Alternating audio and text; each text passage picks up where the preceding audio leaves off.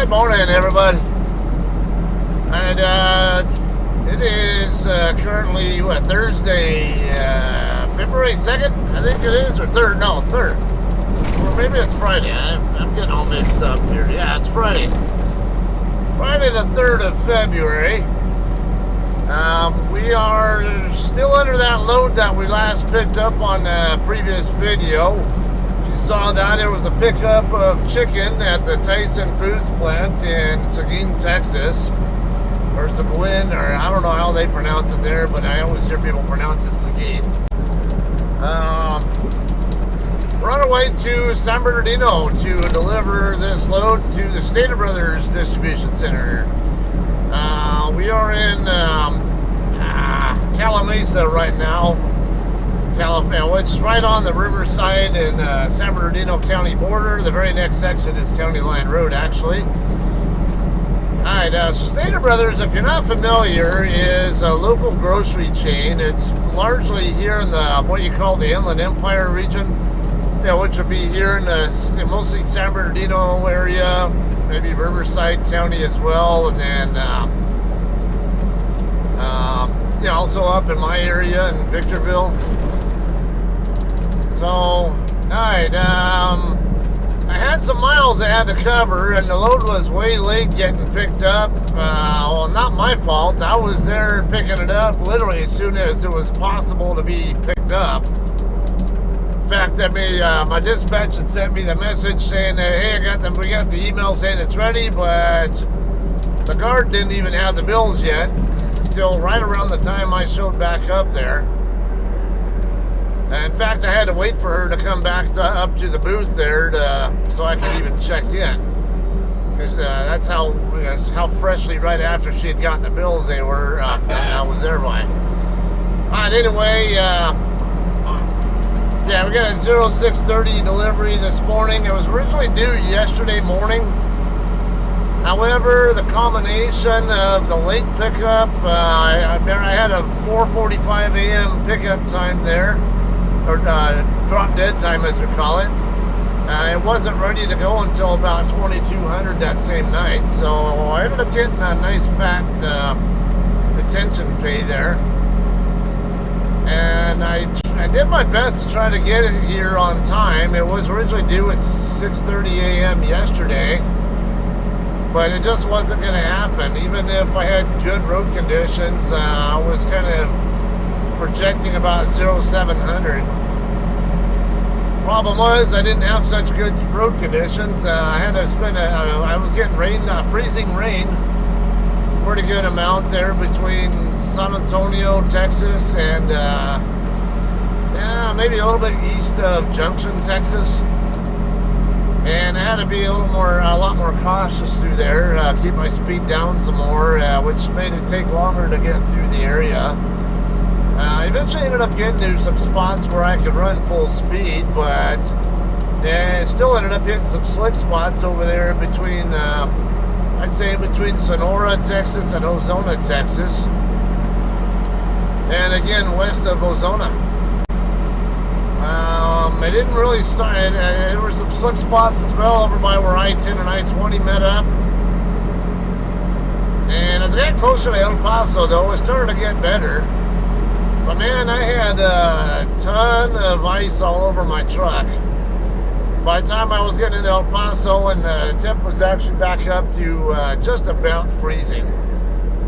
And, the dry conditions and the sunlight, whatever, it was starting to finally melt some of it off. I even had one spot where a big chunk of ice. I'm waiting to see if this car, here we go.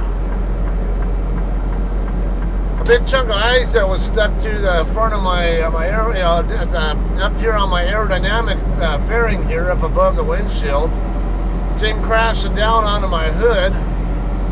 It's like, whoa. Yeah, it was a lot of it too. So been a little bit of an adventure. It was at least I was surprised there weren't more incidents there. I did see a few spots where trucks were crashed in the median, but most of what I saw was actually from the previous morning and not recent. But then there's one spot where there was a crashed truck in the median, and I saw another truck sitting in the median in front of it, about 100 or 200 feet away, with its lights on. So I figured that might have been recent. Either it was recent, like they were still in the truck, or they left the truck and forgot to turn the lights off. I didn't know. They didn't appear to have any damage though. Then further down, about 20 miles west of Ozona, Texas, ended up having an incident there. Looked like a truck went off, a westbound truck slid off the road, went across the median into the eastbound lanes, and ended up partially overturned on next to a hill on the eastbound side, right at the 344 mile marker. Had a couple other trucks there. Looked like they either hit or came very close to hitting that truck. One of them looked like it jackknifed and might have actually came to a stop without hitting it. And then about a quarter of a mile past those guys, there was another truck in the median, jackknifed. Darn near in my lane. I wanted to move over to create space there, because the front of that guy's tractor was damn near touching the lane stripe, the fog line, whatever you might want to call it, for my lane. And I was in the middle of trying to overtake a four-wheeler. Four-wheeler decides they were going to speed up, and then all of a sudden they back off again while I'm trying to slow down to drop in behind them. But they're sitting next to me the entire time, so I was not happy about that. Alright, that said, I want to talk about something here, and that would be a misconception here a lot of people have. Usually always tend to be smokers who argue this, but I'm going to give you my experience from aircraft maintenance background. The question is, can diesel fuel be ignited? There are videos online that you might see where somebody maybe is in a room, in a controlled environment there. They might have a glass of diesel fuel, and they'll put like a lit match in it. And what'll happen is the match will just go out. It won't even start a fire or anything. It'll just go out. But here, the problem is, with that demonstration there, the conditions are not right. And yes, fuel can ignite spontaneously, but yes and no. Okay, so for fuels, you have what is called a flash point. Now, a flash point is basically the temperature at which the substance can produce enough vapors that are to support ignition or combustion. So, and fuels have different flash points. Like automotive gasoline, the flash point on that is a lot lower. I think like 65 degrees Fahrenheit or something like that. I don't remember the exact temp for gasoline, but it's low. So it ignites very easily compared to diesel. Now, diesel fuel, you have two basic types: diesel number 1 and diesel number 2. So, for the sake of explaining the jet fuel, since I worked on aircraft, heavy aircraft, jet fuel is basically a kerosene and diesel mix. It's kerosene based, and I'll get into that in a minute, why it is that. But for simplicity's sake, we'll say that kerosene is basically diesel number 1, and the ultra low sulfur diesel, or ULSD, that we use in trucks is what you might call diesel number 2. Alright, each of those has different flash points. So kerosene has a flash point of about 100 degrees Fahrenheit. And then diesel number 2 has a flash point of about 140 degrees Fahrenheit. Now, below these temperatures, as long as the fuel is in that kind of environment where it's less than those temps, it's very unlikely that you're going to be able to get it to ignite. Now, even if you put a lit match in it, it's just not hot enough environment, there won't be enough vapors there. It's not the liquid that's the concern, it's the vapors. And once you get the vapors to ignite, then the whole thing can go off. So, now, 100 degrees Fahrenheit, that's easy to do here in California and Arizona during the summertime. Yeah, even in the ambient, even the ambient temperatures are above that. But 140, you might think, there's no way that's going to get that hot. Okay, well, if you think that it can't get that hot in a confined space, a fuel tank, then you must not have done much work in a confined space in a hot environment before. Because let me tell you, good example. I worked on KC-135 aircraft for, among others.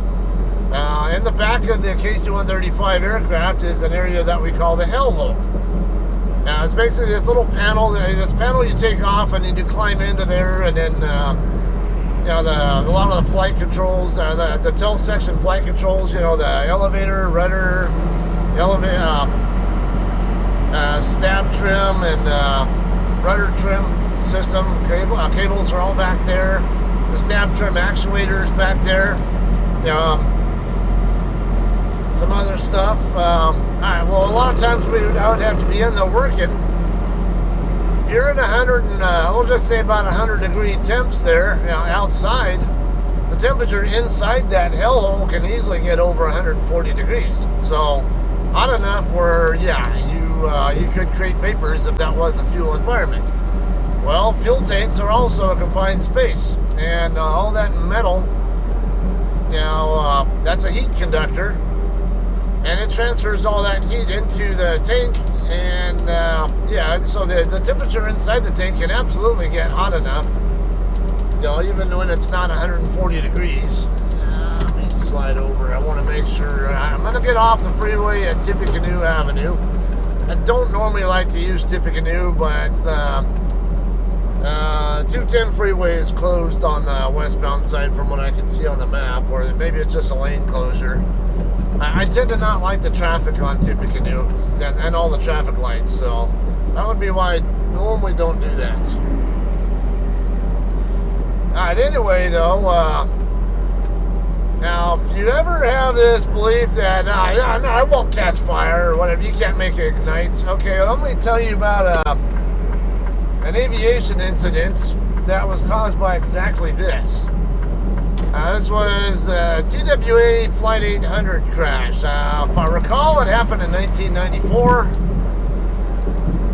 just a year before I even got in the Air Force. We got a lot of on-ramp traffic there. Let's keep it space here. Alright, so TWA 800 was a flight that took off out of New York. I think it was New York, New Jersey, New York, one of the two. I think it took off from JFK or something, one of those airports over in the New York City area. And it was starting to make its way across the Atlantic Ocean to fly over to Europe. I don't recall the exact city it was on its way to. It could have been on its way to London or Frankfurt. I don't remember. Not really an important detail there. But the airplane took off, started climbing up toward its cruising altitude. And if I recall, around 13,000 foot level or so, the aircraft just spontaneously blew up. And it blew up in a way where there was a massive fire that started, and it was a strong enough explosion that it actually severed the aircraft into two pieces.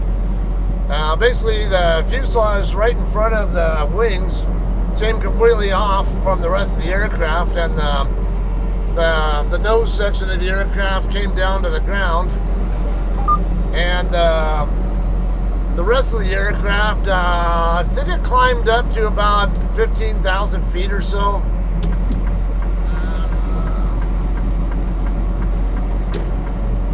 Alright, yeah, I got up to about 15,000 feet and then lost enough speed and aerodynamics, whatever, where it just started plummeting to the ground from there. Now, at that altitude too, if the if the explosion itself did not cause anybody to die at that altitude, it wasn't high enough, probably wasn't high enough for them to get hypoxic and pass out and die from the hypoxia. Hypoxia is basically oxygen starvation to the brain. Yeah, at high altitude, the air is thinner, so looks like you're clear.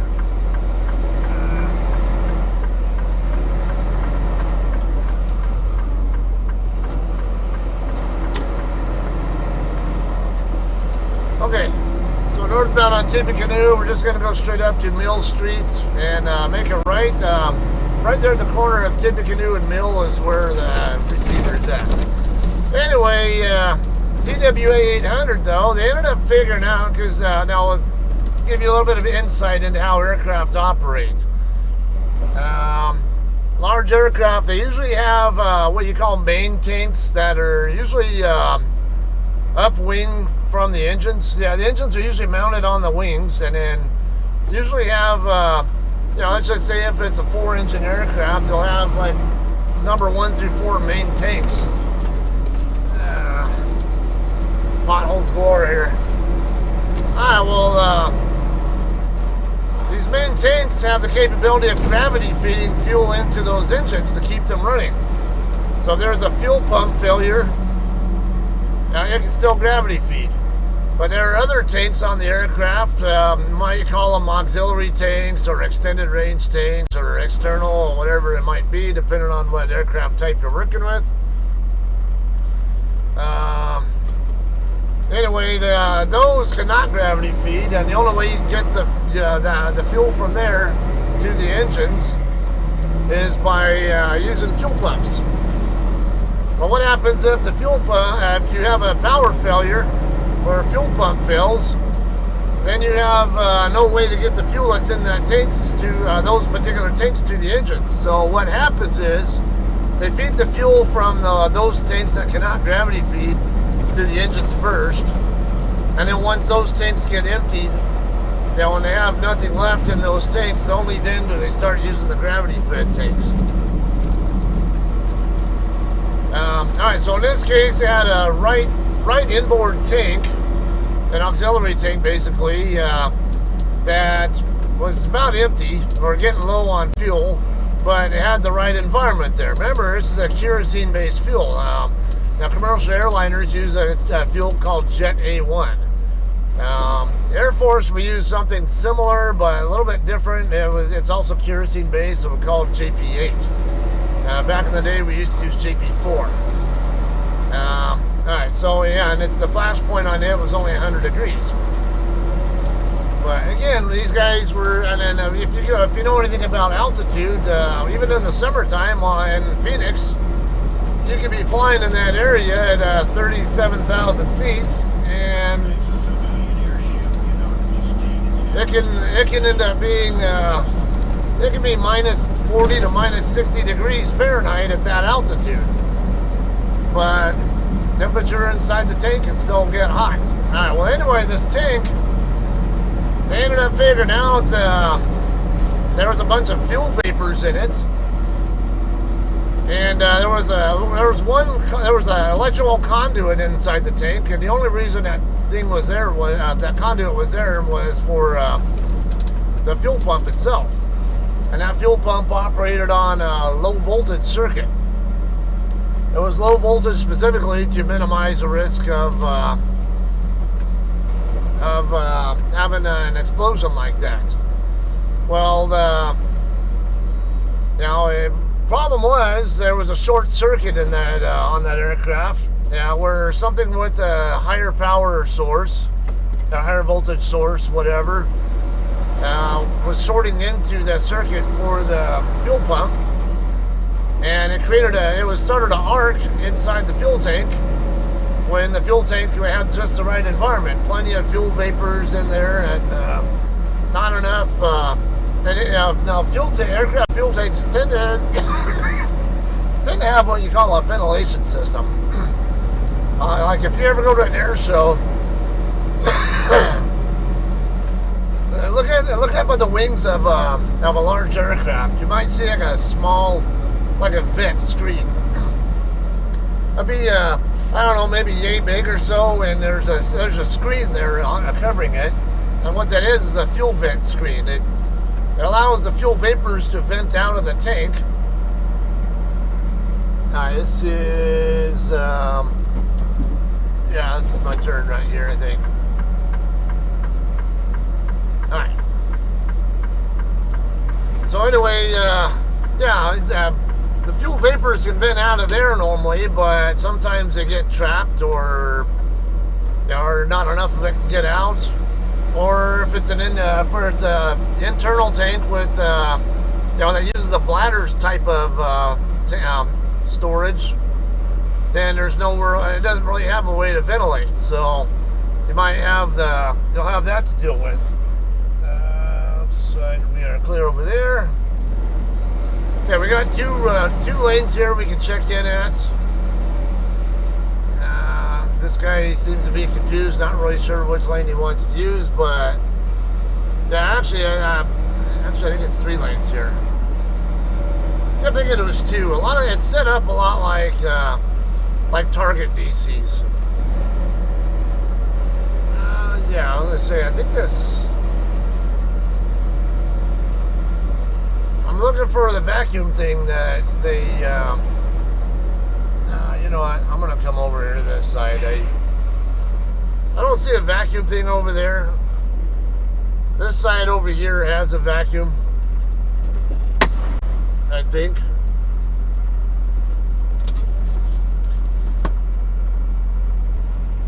Alright guys, we're all done checking in. The guard check at least. We're going to be docking in at door 404, but we're going to check in at the receiving office first. We'll show you where that's at. The 404 is going to be on the other side of the building, on the east side of it. We're on the west end of the property right now, and the receiving office will be over here on the west side. I think it was 142 or 124 or whatever. I forget what the door number it's by that he said, but I know where it's at physically anyway, if it's not my first time here. Alright, anyway, going back to what we were talking about. So, yeah, we were talking about fuel vents on aircraft fuel tanks. And the whole reason those vents exist is to get the vapors out of the tank so you don't have as explosive environment. And, but now, tractor trailer fuel tanks don't have that capability, so whatever vapors build up in that tank, they're not going anywhere. They can't escape. And if you get enough vapors in there, yeah, you can create a combustible environment. So you throw a lit match in a tractor trailer fuel tank,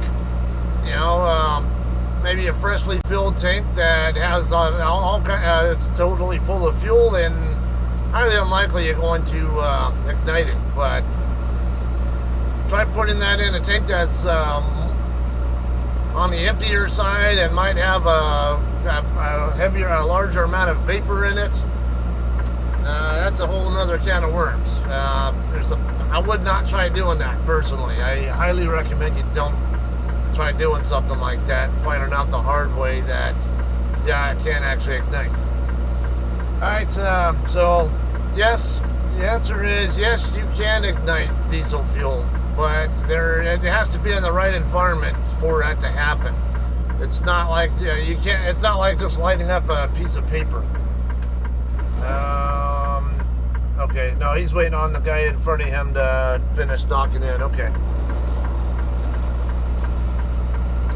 Okay, we're gonna end up backing into one of these spots over here in this drop lot right here to our left.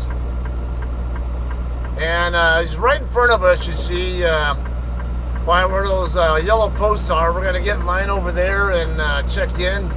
Might want to take some cold weather gear in there with you, because it's not like freezing, but it's cold enough. We'll probably park next to this guy when he gets through backing in.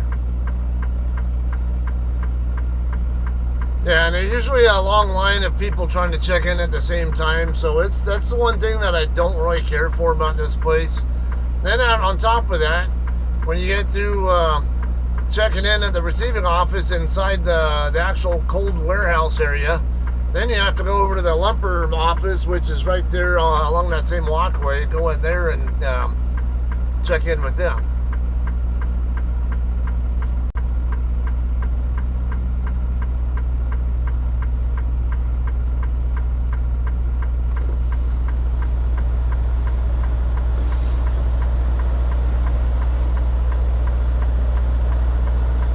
What's this guy doing here? I'll make sure I know what this guy over here in front of to my right was gonna do. Alright, we're gonna have a nice straight back setup here. Oh.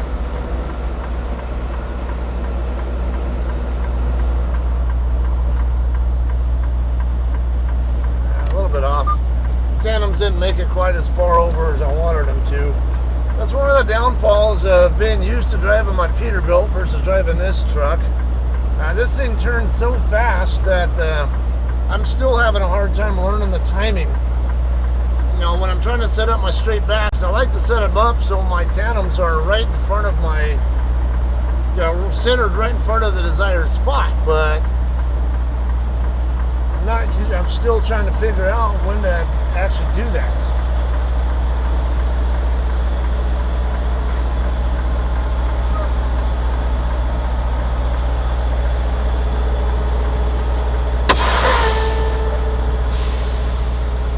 Here we go again. I forgot to hit the switch so you guys could actually see what the hell I was doing. Alright, hopefully that'll be ending pretty soon here though. My charging cord is at the house, but I haven't made it to the house yet. Hopefully I'll make it there this evening so I can, or sometime today, whatever, so I can get to it and get my Eagle Eye camera back up. Alright, anyway, I'm going to go ahead and get in line, check in and all that, and it'll probably be a while here, so we'll dock in when we're able to. It is currently 6:27 local time. Alright guys, we are finally checked in. It is almost 8 a.m. already. It took an hour from getting out of the truck to just even getting inside the building, and then took a little bit more time inside the building. They had three windows in operation in there, and I feel bad for the guy in the first window, because he was already there before the guy in front of me and myself both checked Attention, in. a new important message has arrived. And I don't know, hopefully that'll be on pre-planned. Or, no, today's Friday morning. That could be a message saying what the trips are paid next week. So door 404 is where we're going. We're going to come all the way up here to the north end by this wall and then go around. And along the east side is where 404 will be. If I'm not mistaken, 404 will be almost at the very end on the other side, on the other end. Okay, oh yeah, there's a load tender.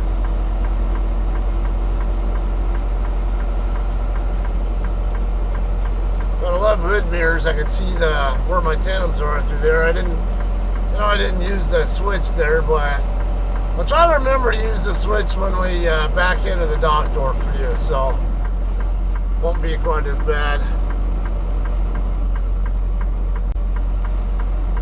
That's the one thing I hate about doing deliveries here. There's always a long ass line. Their check-in process is ridiculous. Everything else about them, no, is otherwise okay to me. It's, you know, when you get in here and dock in, just wait, and then when the door light turns green, go back over to the other side and park again, and then go back to the lumper office. And you see here's a ton of room here. I can do a straight back setup. like I'm gonna be down here either on that white Freightliner down here. I'm gonna be on one side of it or the other. I can't tell. Might be the other side of it.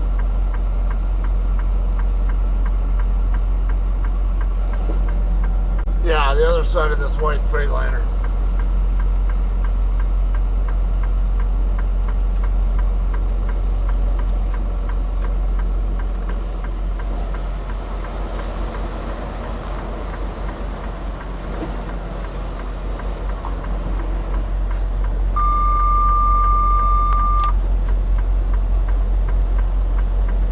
See, that lined up a little bit better, but I'm still off to the right that time. I'm trying to change the timing on when I start my turn, how fast I steer, and all that. It's all those little things that affect where your tandems end up at the end of your straight back setup. All right, I need to get my doors open. Let's see, it might be a little bit too far. Gotta make sure I'm not so far back there, or the wall and the rail there for the steps get in the way. Let me get the doors open and we'll finish this up. Alright, let's finish knocking in here.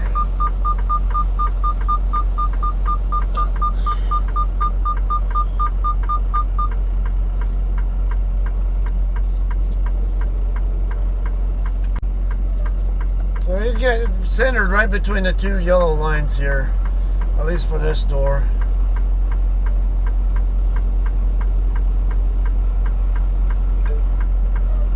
A new message has arrived.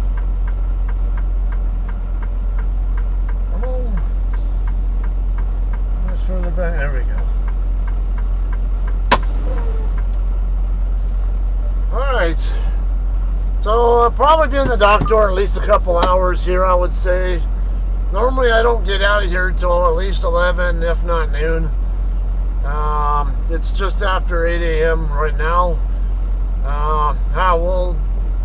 So we'll find out how long this takes on the way out of here. Alright guys, we are finally done unloading here. Just about 2 hours and not quite 20 minutes in the dock door. My lower light just now turned green. I had sent the empty call. I mean, not the empty call, but the info in to pay the lumper fee, which was $214, by the way. $207 with the processing fee, whatever. I think my door's shut and the reefer off. Alright, yeah, nothing inside my trailer, so we should be good to go. Yeah, if there are already OS&Ds, at least I won't have to worry about waiting to figure out, or for pretty long at all, possibly, to deal with anything. Alright, so continuing on the topic with like aircraft, for example, and some of that explosion mitigation technology.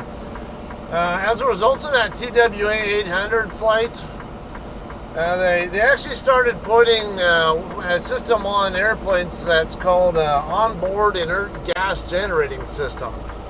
What it does is it extracts the nitrogen out of the compressor section of the engines, which is the very front section of jet engines, and then it plumbs them into a line that goes into the fuel tanks. And what it does is it displaces the fuel vapors that are in the tank and forces them out through the vent screens that I was telling you about earlier. Doesn't work so well on the internal tanks, but I mean the ones that have bladder bags, but the integral tanks that don't have bladders, yeah, it works very well with. So that's what they do on aircraft.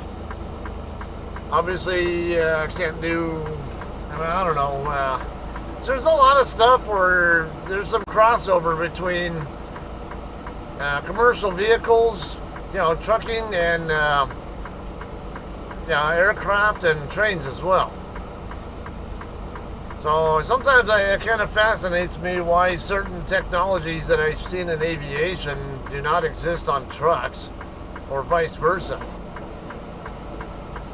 Alright, let's see. Might have to park over by this white Freightliner.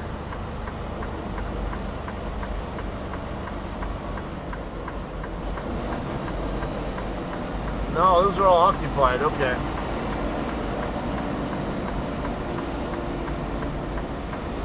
Yeah, these are all occupied by either by street vans for the most part. What do we have here? Yeah, this one's open.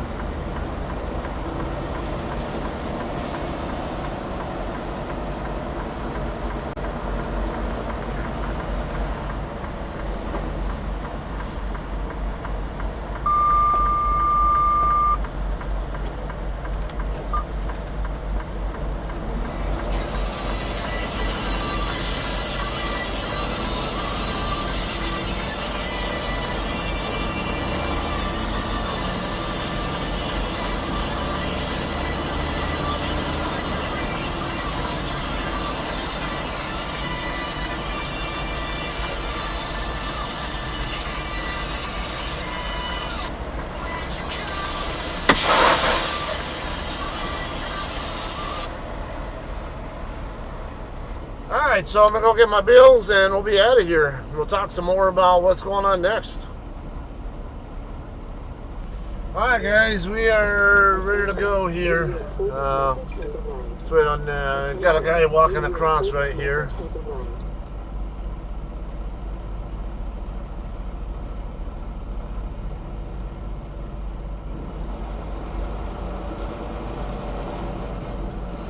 Alright, so all in all, things considered, wouldn't say this was too bad, too slow, whatever. It's only 10:49, so I thought I got in the dock door right around 9 or so.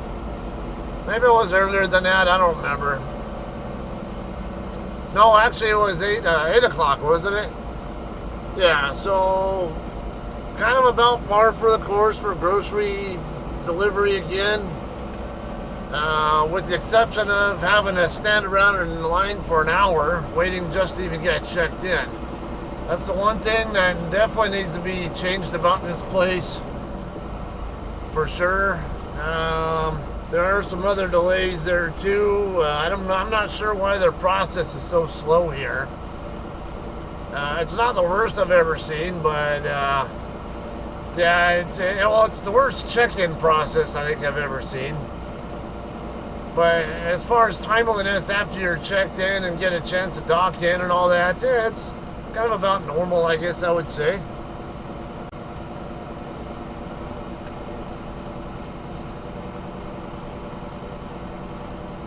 Alright, so I have, as you know, I got the pre-plan earlier when I was coming in. The pre-plan picks up this afternoon at 12:30 in Riverside, over on the Harupa Valley end of it. It'll be at a customer I've never been to before. I forget the name of it, but yeah, it's a new customer to me I've never heard of, never been to, so it'll be a new experience. See how that goes. Again, I just realized I didn't use the switch to change the view when I was doing that backing earlier, so you guys could see what was going on there again. But I really need that the power cord, and unfortunately this load picks up in Riverside and is going to Houston, so I'm going to be going right back across I-10 with it. And it means I'm not going to go back up toward my house to, yeah, so I might have to wait on it again to get to that cord. Anyway, yeah, we're going to check out here. No need to drag this on, so I'm going to go ahead and call this one a day here, right? Thanks for hanging out watching this. We'll have another video for you guys coming up in Riverside at, again, I don't remember the name of the customer. It's a new one I've never been to before, so... all right, we'll see you there, all right? I'll see you in Riverside. Have a great day.